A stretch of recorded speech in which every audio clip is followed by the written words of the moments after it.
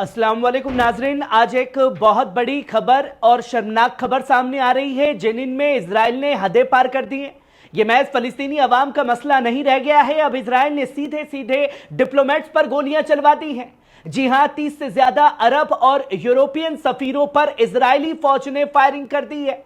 यह कोई गलती नहीं, ये एक तयशुदा और सोच समझकर की गई दहशतगर्दी हमला है, डिप्लोमेटिक टेररिज्म।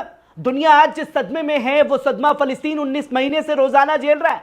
कभी मिसाइलों से, कभी रेड से, कभी घर गिराकर, कभी बच्चों की लाशों पर खड़े होकर, कभी बमों से। लेकिन आज जो यूरोपियन गाड़ियों पर गोलियां चली, तब जाकर दुनिया को उस दर्द का जरा सा एहसास हुआ है। इजराइल ने बहुत बड़ी गलती कर दी है यह कदम उठाकर। उसने डिप्लोमेसी पर हमला किया, कानून की धज्जियां उड़ाई और दुनिया की आंखों में धूल झोंकने की जो कोशिश की थी वो अब नाकाम होती नजर आ रही है। क्या अब भी इजराइल को आतंकवादी रियासत नहीं कहेंगे?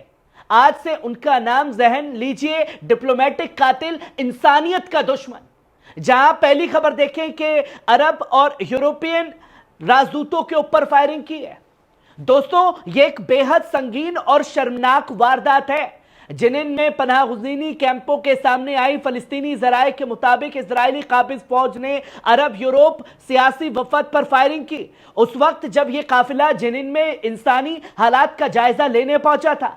इस काफिले में तकरीबन 30 मुल्कों के राजदूत और कौंसल शामिल थे। हमले का निशाना सिर्फ फलस्तीनी अवाम नहीं बल्कि पूरी इंसानियत और दारुल हुकूमत नुमाइंदगी करने वाले लोगों पर था। फलस्तीनी वजारत खारजा ने साफ तौर पर डिप्लोमेटिक हमला करार देते हुए इजरायली हुकूमत को सीधे तौर पर जिम्मेदार ठहराया है और यह कहा है कि यह कायराना हमला हरगिज बर्दाश्त नहीं किया जाएगा। और सिर्फ जेनिन नहीं बल्कि पूरे मकबूजा पश्चिम किनारे पर इजरायली जुल्म और तेज हो गया है। सुबह से इजरायली फौज ने कई शहरों पर रेड की है, गिरफ्तारियां और घरों को ढहाना और आम लोगों की जिंदगी को जहन्नुम बना दिया है। अल खलील में शहीद अब्दुल कादिर अल कवासिम के घर को एक बार फिर मिसमार कर दिया गया। जनवरी 2024 में यही घर गिराया गया था। घर के इलाके को सील किया गया, लोगों को गिरफ्तार किया गया और एक मिलिट्री चेकपोस्ट भी तैनात कर दी गई।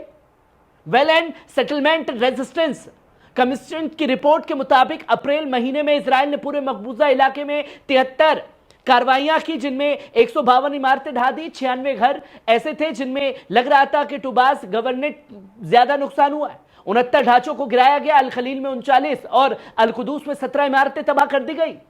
इजरायली अफवाज ने बुधवार सुबह नबलुस के कई इलाकों में भी धावा बोला। ओल्ड सिटी, अल बाशा स्ट्रीट, रास अल एन, अल टाउन, न्यू नबलुस और मजलिस स्ट्रीट पर निशाना बनाया।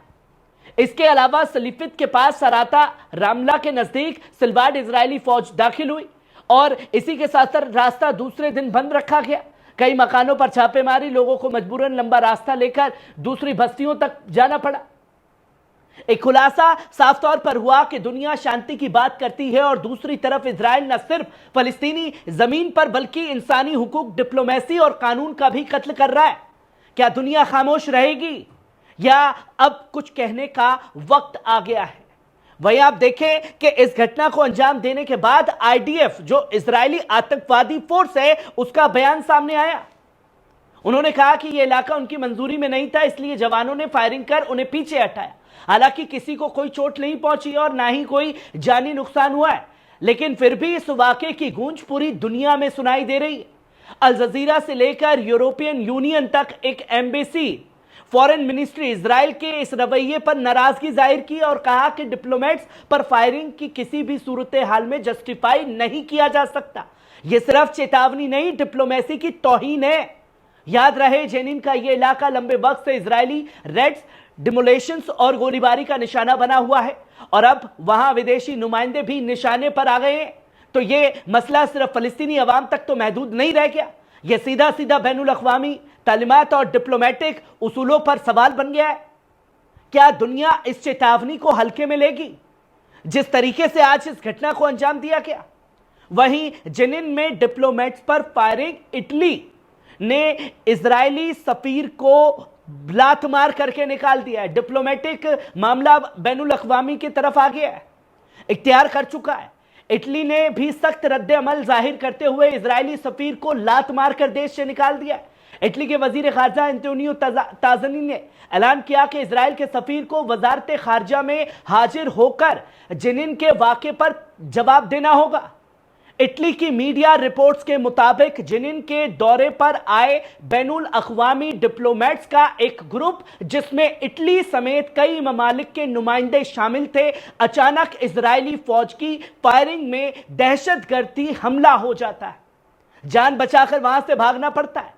आईडीएफ का कहना है ये हवा में वार्निंग शॉट्स थे, लेकिन यूरोपियन मुल्क डिप्लोमेसी की तौहीन और इंसानी उसूलों की खिलाफ वर्जी करार दे रहा है। इस पूरे वाकये के बाद इटली ने भी अपना स्टैंड साफ कर दिया है। डिप्लोमेटिक मिशन की हिफाजत एक बुनियादी जिम्मेदारी है और अगर इस पर गोली चलती है तो जवाबदेही भी होगी।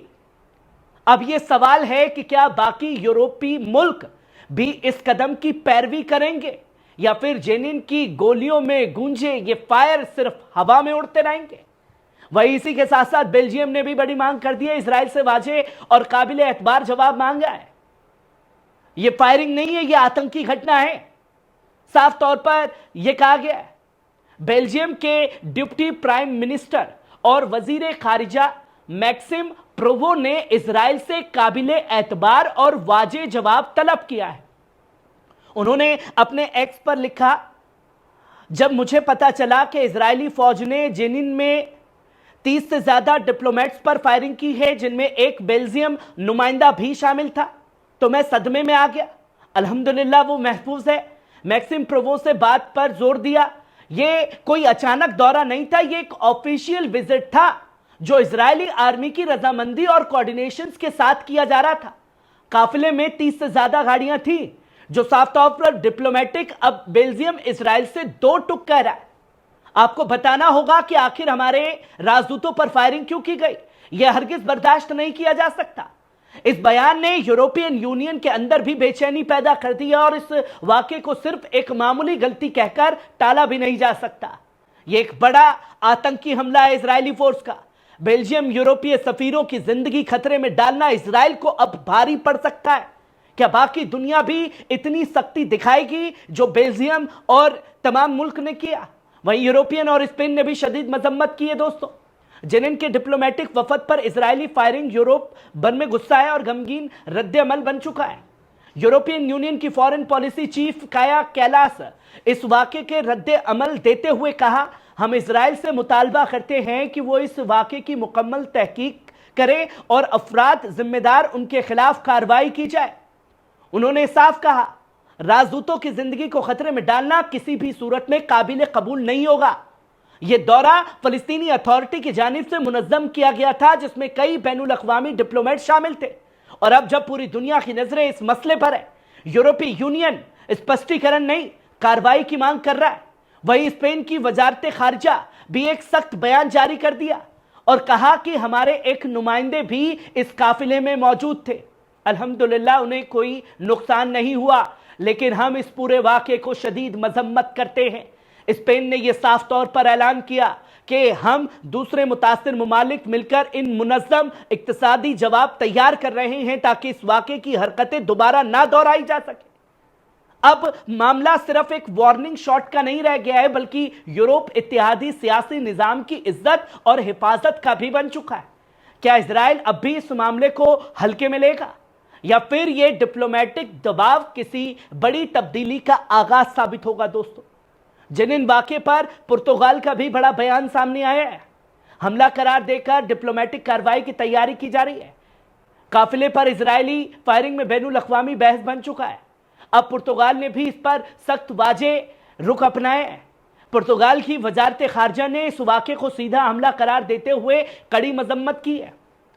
उन्होंने कहा कि अपने सरकारी बयान पर जारी हुआ, जिसमें उन्होंने साफ कहा, इस वफद में हमारे सफीर भी मौजूद थे।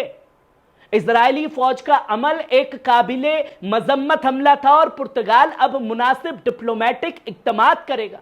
यानी पुर्तगाल ने यह साफ कर दिया कि यह कोई मामूली गलती नहीं थी, बल्कि एक डिप्लोमेटिक वायलेशन था जिसकी कीमत इजराइल को अदा करनी पड़ेगी। इससे पहले Italy, Belgium, Spain, European union अपनी आवाज उठा चुके और अब पुर्तगाल भी इस फहरिस्त में शामिल हो गया, जो इजराइल से जवाबदेही और तस्लीम एक गलती मांग रहा है।